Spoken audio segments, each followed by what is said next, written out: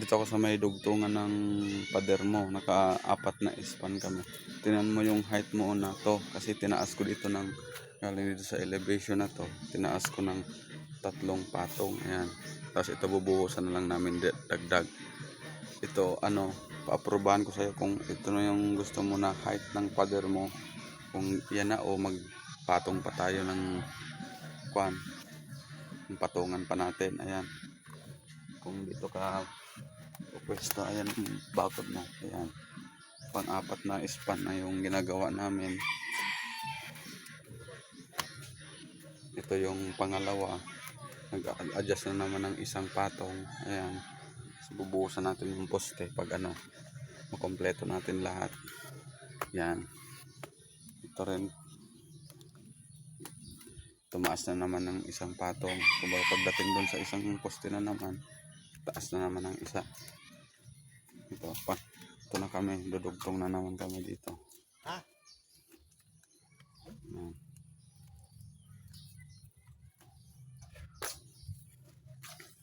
Shout out.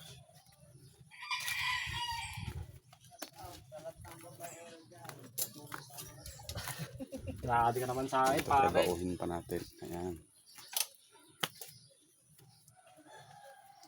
Wait lang kuya.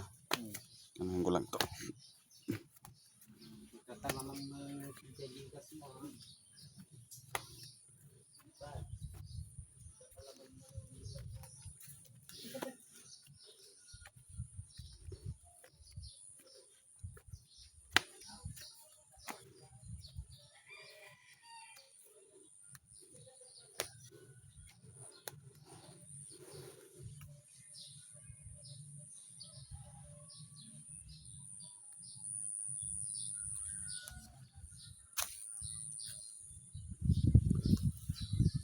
Ito yung pinakadulo. Ito nag-survey yung ano, yung engineer ng nagsisilip ng lupa. Ayan yung tinusok nila na bakal. Yan ang binasihan namin. Yung metal na puti na yan. Yan yun.